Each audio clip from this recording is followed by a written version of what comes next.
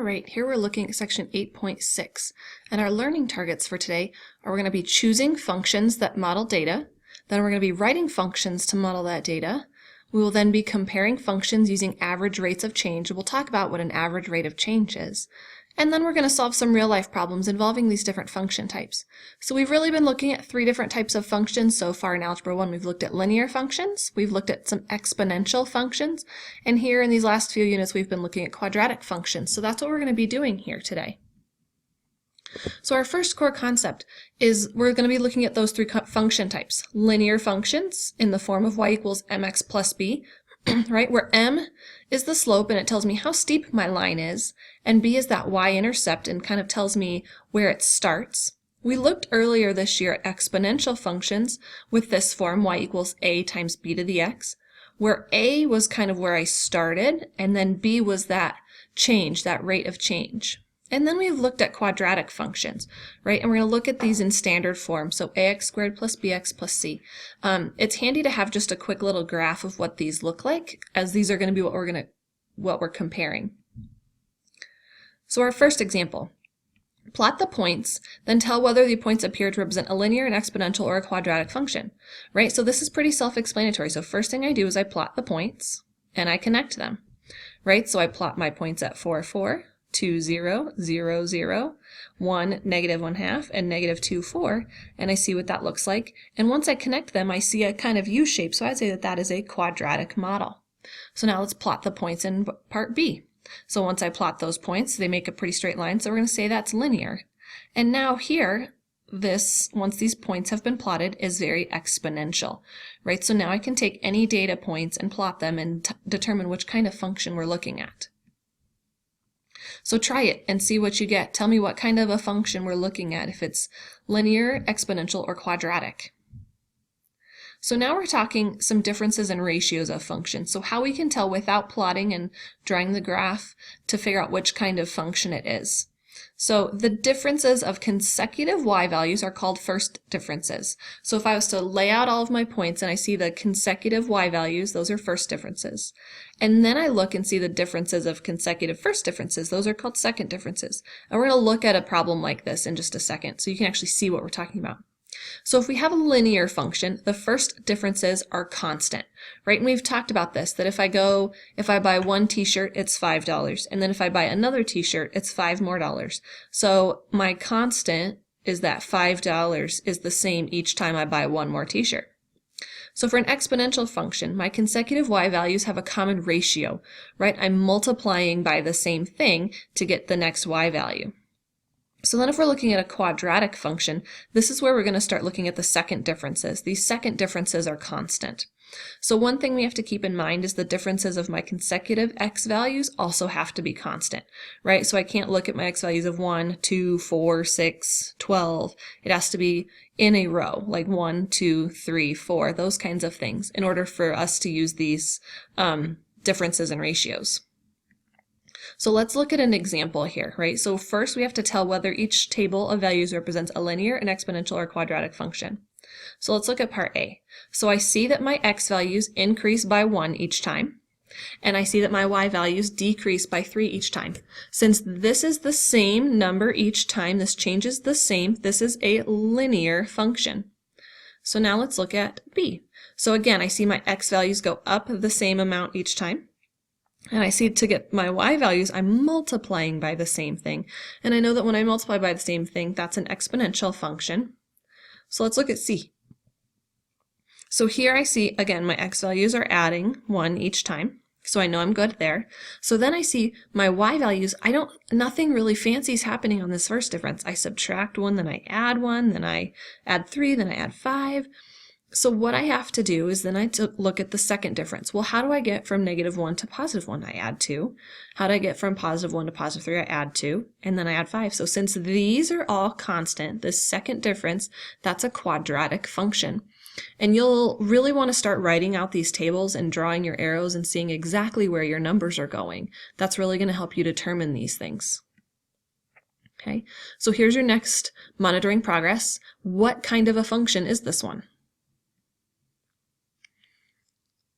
So now we're taking this one step further. We're first figuring out what kind of a function it is, and then we have to write the function.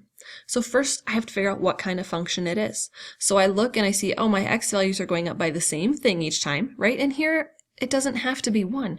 As long as they're going up by the same thing, that's what we're really looking for. So then I look at my first differences, and there's some weird values here, but then I look at my second differences and I see my second differences are all the same, so I know that this is going to be a quadratic function. So now I can use my equation of a quadratic function to write that. So using my table, I notice my x-intercepts, right? So where my y value is 0, I have my x-intercepts at 4 and at 8. So I can use that intercept form to write a function. So here also, remember, we're going to be using standard form. We can also use vertex form if we know the vertex, and we can also use intercept form. So here we know the intercepts because my table shows me where my y values are 0. So now I can substitute in my p and q, which was 4 and 8. So then I have to use another point, any one of these other points on this table, to find my a value. So they're going to go ahead and use 2 and 12. It doesn't matter which point you use as long as you pick one. So now I substitute in my x and my y, and now I'm left with 12 equals a times a quantity 2 minus 4 times a quantity 2 minus 8.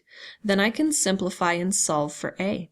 So now that I have my a value, I can rewrite my entire function. So I've substituted that 1 for a, and I leave my intercepts that way.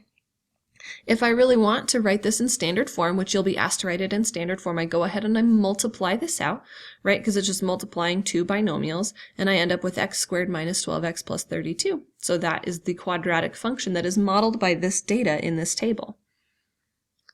Okay, so try this one. First figure out what kind of a function it is, and then figure out what the equation of that function is. Okay, so now we're going to be talking this average rate of change, right? This was our third learning target. So the average rate of change is the slope between those 2 points, right? And when we're talking a line, we know the slope. But when we're talking exponential and quadratic, these two types of functions don't have a slope. So I'm picking the 2 points that I care about, and then I find the slope between them. And slope is always my change in y over my change in x. Okay, so I've just picked these 2 points and I find my y value, change in y, over the change in x. So let's look at an example. Oh, we're comparing here first. So over the same interval, the average rate of change of a function is increasing quadratically, exceeds the average rate of change of a function increasing linearly, right? So this just tells me that my rate of change for a quadratic is going to be bigger than the average rate of change for a linear function. So on that same interval, exponentially exceeds the average rate of a function increasing linear or quadratically. So we'll look at this. So linear has the lowest average rate of change over that interval. Quadratic is in the middle, and exponential is the largest rate of change. That's what these two sentences are telling me. So now let's look at this. 2 social media websites open their memberships to the public. First, we have to compare the websites by calculating and interpreting the average rates of change from day 10 to day 20. So we're given our 2 points, and then predict which website will have more members after 50 days and explain. So the first website I'm given is a table. I'm given my data points, and the second website I'm given the graph. So first I have to find the average rates of change where my x-coordinates are 10 and 20. Okay, so my website A, here's the point that I'm going to use, 10, 1,400, and then 20, 2,150. Those are my 2 points. So I can find my average rate of change, which is the change in y over the change in x, and then I simplify and get 75. So for website B, we're going to use the graph to kind of estimate our points. So when my x is 10, I would estimate at here, and when my x is 20, I'd estimate about there. So now that's where these numbers came from. So now again, I find my average rate of change. So I take my change in y over my change in x, and I get 95 here. So from day 10 to day 20, website A membership increases at an average rate of 75 people per day. Website B is 95 people per day. So B is growing faster, right? Because this number is higher. There's more people per day. So now let's estimate. So after 25 days, the memberships of both websites are about equal.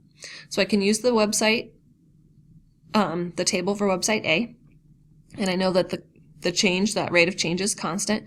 So this membership is increasing linearly. So using the graph, I can find that point and see where it is. So website B will have more after 50 days, right? So I know that linear is the slowest rate of change and it will be the smallest later on, and then quadratic and then exponential, right? So I can keep that in mind, that I know that this is a linear function, right? Because these are increasing at the same rate. So that's linear, so it's not going to grow as quickly. This is going to be either quadratic or exponential. I don't know because I can't see this other half, but I know that this grows faster than this one. So I can just say that after 50 days, B is going to have more because it grows faster. Okay, so here's a monitoring progress. See what you can do for this one and try it. So now here's our kind of real life, real world problem. In 1900, Littleton had a population of 1,000 people. Littleton's population increased by 50 people each year. In 1900, Tinyville had a population of 500 people. Tinyville's population increased by 5% each year. In what year were the populations equal? And then suppose Littleton's initial population doubled to 2,000 and maintained a constant rate of increase. Did Tinyville's population still catch up to Littleton's population? If so, what year did that happen? And then suppose Littleton's rate of increase doubled to 100 people each year, in addition to doubling the initial population. Did Tinyville's population still catch up to Littleton's population? Explain. So the first thing we have to do, that's a lot of things that we're dealing with. So first thing we have to do is kind of figure out what we're looking at with these functions, with these equations. Okay, so the first thing we want to do is x is going to represent the number of years since 1900. And I can say 1900 because that's when we started dealing with these numbers. So first I want to write a function to model the population. So Littleton I know is going to be linear because it's increasing by the same amount each year, right? And that same amount is going to be my slope, and where I start is my y-intercept. So that's going to be my linear function. Tinyville is going to be an exponential function, and I know it's an exponential function because I'm dealing with a percent. I'm dealing with that rate that we've talked about often. So I can write my exponential function, right? I write where I start, which was 500, and then since it's growing, it's going to be 1.05, and this 0.05 is 5%, but it's only written as a decimal, right? And then I have my x as my exponent. So now I can use my graphing calculator, or you can use Desmos to do this as well. Let me go ahead and pause and get Desmos pulled up. Okay, so now I've got Desmos pulled up. So I can see that when I graph these two equations, and you can't see the graphs, but this is what they kind of look like, and we're zoomed in. If I use my trace feature, or I can see where they intersect, I see that they intersect at almost 35 years. So now that's what the same information that we get here. So the graphs intersect when x is approximately 34.9, right here. So that tells me how many years. So the populations were approximately equal in about 1934, right? Because these are number of years after 1900. So now I can use some of the same information, except I've changed some things, right?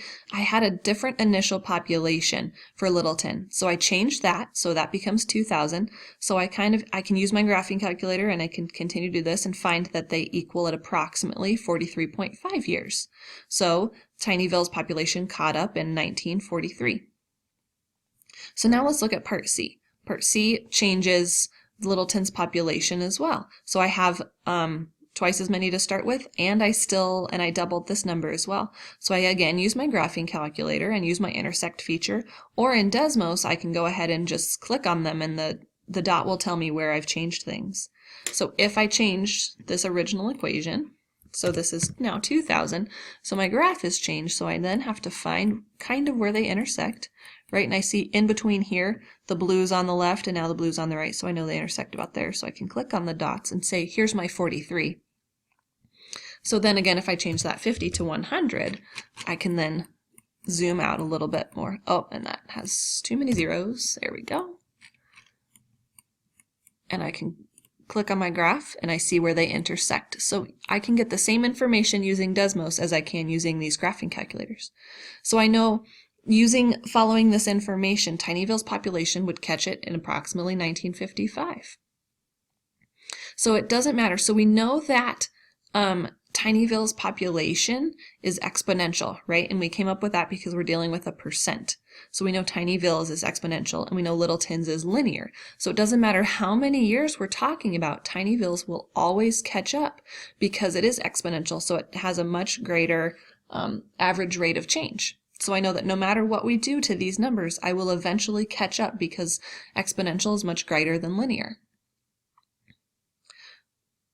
So now see what happens here. Try and figure out what happens to the years. Does this catch up sooner or later than in our previous example? So let's look back at our learning targets. So first we had to choose functions to model data, and we can use that using the graph or using data points that will help us get there. So we have to figure out if it's linear, exponential, or quadratic. And then from there we could write functions to model our data. Then we compared functions using our average rates of change, right, finding the slope between 2 points. Then we looked at solving some real-life problems involving those different function types. And remember that linear is always going to be the slowest grower, and then quadratic, and then exponential. So if you keep that in mind, that can help you answer some questions later on. Now I want you to go ahead and work on this homework for 8.6.